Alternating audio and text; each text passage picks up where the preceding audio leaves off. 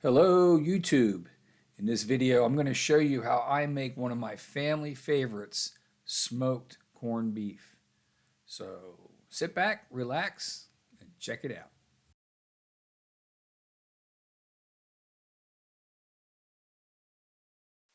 It's a little before 6 a.m. and a little below 30 degrees. It's pretty chilly outside.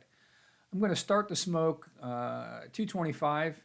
I'm actually going to finish this corned beef inside in the oven as it will be wrapped and you won't be getting any smoked flavor at that point anyway.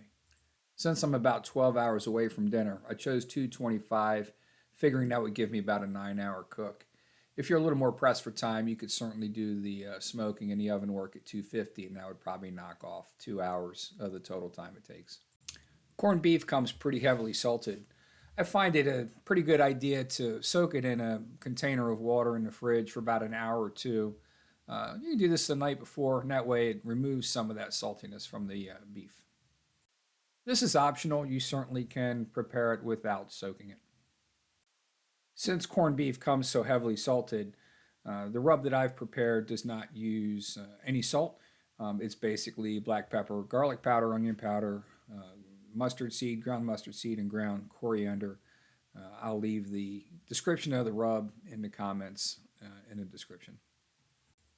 For temperature monitoring, I use the Meter wireless thermometer and accompanying meter app. I'm going to cook this to an internal of 165 degrees. That will give me time under the smoke to push it right on through the stall, and on the other side, then we'll wrap it and stick it in the oven for finish. We're about 4.5, almost 5 hours into the smoke.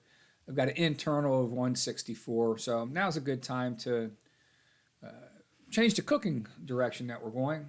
Pull it off the smoker. I'm going to use a foil pan and just place it in the pan with 2 cups of beef broth. I use Better Than Bouillon. I think that stuff's pretty awesome. If you don't have a smoker and you still want to try this recipe, you can certainly add a couple drops of liquid smoke to the beef broth to impart some of that smoky flavor. I reset the meter app for an internal temperature of 203 degrees. This is to break down all the internal connective tissue to make this corned beef just really tender. The oven was set at 225 degrees. It's now about 2:30 in the afternoon and my internal temperature is right around 203. So far the total cook time is just a little over 8 hours. One of the nice things about cooking meat like this is you can wrap it up and it will sit for many hours before you have to serve it. In this case, I'm just going to wrap it in foil, put some towels around it, put it in a small cooler, and wait until it's dinner time. What I don't show you is making of some au jus, mostly because my stove was dirty and I was embarrassed.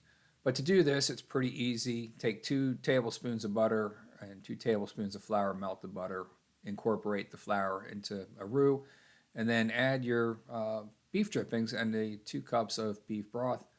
Boil it, and voila, you got a beautiful dipping sauce. And here is the final result.